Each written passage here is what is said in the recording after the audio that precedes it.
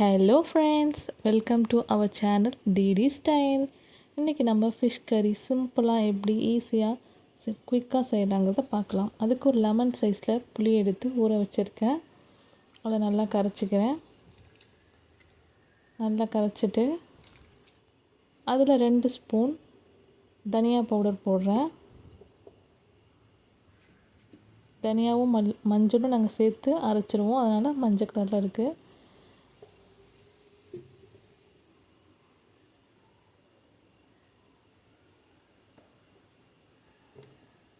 அப்புறம் chilli powder 2 spoon போடுறேன்.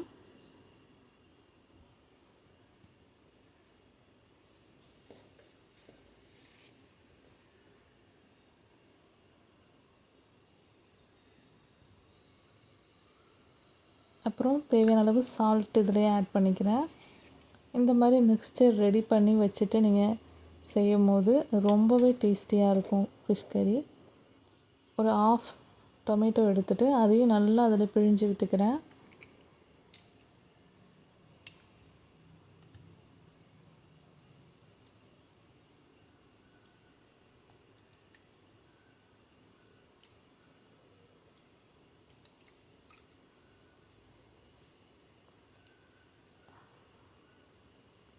இப்போ 3 பச்சை மிளகாய் எடுத்து அதில் நடுவில் கீறிட்டு சேர்த்துக்கலாம். அடுத்து சின்ன வெங்காயம், தக்காளி, மாங்காய், இன்னும் 2 பச்சை மிளகாய் எடுத்து வச்சுருக்கேன். பெரிய மிளகாவாக இருந்ததுன்னா நீங்கள் 3-4 சேர்த்தா போதும். ஒரு மிக்ஸி ஜார் எடுத்துக்கிறேன் கோகோனட் பேஸ்ட் ரெடி பண்ணுறதுக்கு. அதில் ஒரு 1/2 கப் ஆஃப் கோகோனட் சேர்த்துக்கிறேன். அது கூடவே ஒரு ஸ்பூனாக சோம்பு சேர்த்துக்கிறேன். அதில் கொஞ்சம் சின்ன வெங்காயமும் ஆட் பண்ணிக்கிறேன்.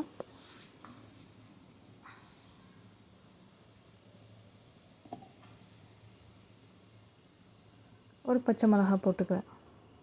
இதை நல்ல ஒரு ஃபைன் பேஸ்ட்டாக அரைச்சி எடுத்துக்கலாம். இப்போ ஸ்டவ் ஆன் பண்ணிவிட்டு கடாய் வச்சுட்டு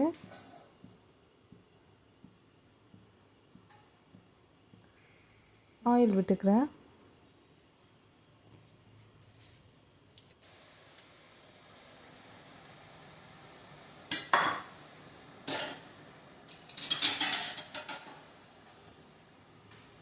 அதில் ஒரு 1/2 டீஸ்பூன் அளவு வெந்தயம் போட்டுக்கிறேன். வெந்தயம் கொஞ்சம் நிறைய போட்டிங்கன்னா மீன் குழம்புக்கு ரொம்பவே டேஸ்ட் கொடுக்கும். அது நல்லா ஸ்மெல் வர வரைக்கும், அதோட அரோமா வர வரைக்கும் நல்லா வதங்க விடணும். தாளிதம் நல்லா புரிஞ்சதும் நம்ம எடுத்து வச்சுருக்க வெங்காயம், தக்காளி, பச்சை மிளகாய் எல்லாத்தையும் சேர்த்து நல்லா வதக்கிக்கலாம். நம்ம ஆல்ரெடி கரைசல்லையும் பச்சை மிளகாய் போட்டிருக்கோம், கோகோனட் பேஸ்ட்லேயும் பச்சை மிளகாய் போட்டிருக்கோம். அதனால் இப்போ ஒரு பச்சை மிளகாய் மட்டும் போட்டு நான் வதக்கிக்கிறேன்.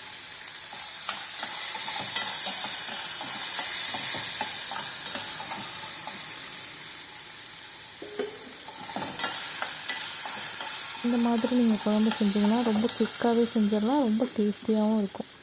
இந்த எண்ணெய்க்கு நீங்கள் பதிலாக கோகோனட் ஆயில் கூட நம்ம இதில் யூஸ் பண்ணிக்கலாம், ரொம்பவே டேஸ்டியாக இருக்கும்.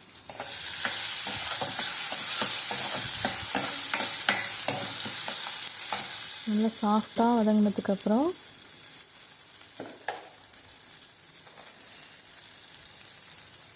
கொஞ்சமாக சால்ட்டு சேர்த்துக்கிறேன்.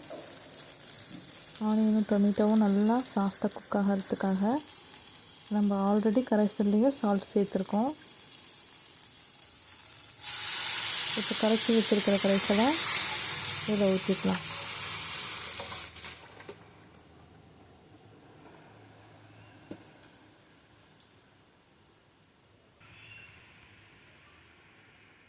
இப்போ நீங்கள் உப்பு டேஸ்ட் பார்த்துக்கலாம்.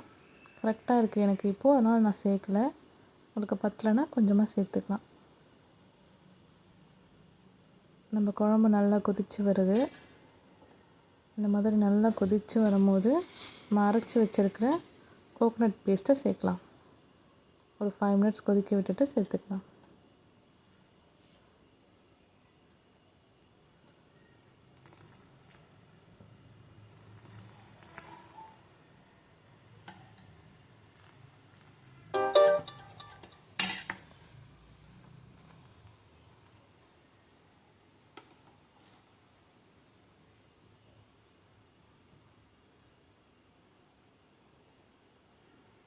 கோகோனட் பேஸ்ட்டு சேர்த்துக்கிறேன்.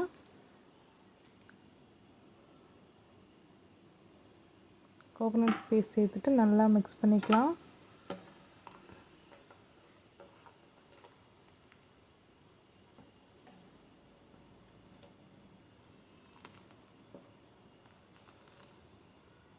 இந்த குழம்பு வந்து நல்லா திக்காக கெட்டியாக வரணும்.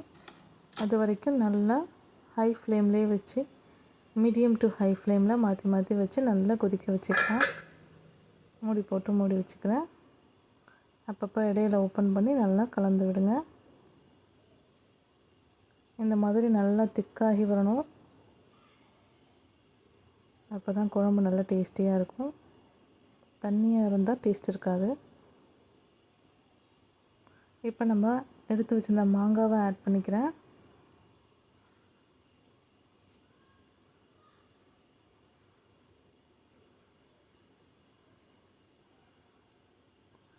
நெக்ஸ்ட்டு நம்ம எடுத்து வச்சுருக்கிற ஃபிஷ்ஷை மஞ்சள் போட்டு வச்சுருக்கேன், அதையும் ஆட் பண்ணிக்கலாம்.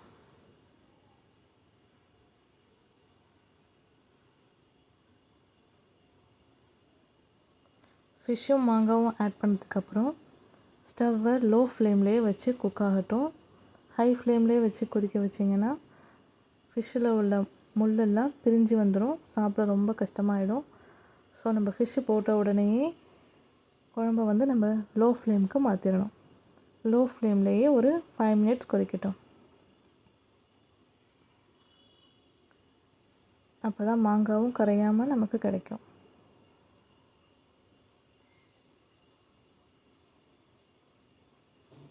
ஃபைவ் மினிட்ஸ்க்கு அப்புறம் ஓப்பன் பண்ணி பார்க்கலாம். ஃபிஷ் குழம்பு ரொம்பவே டேஸ்டியாக ரெடி ஆகிடுச்சு. நீங்களும் இதே மாதிரி ட்ரை பண்ணி பாருங்கள். தேங்க்ஸ் ஃபார் வாட்சிங். Like and share, subscribe our channel.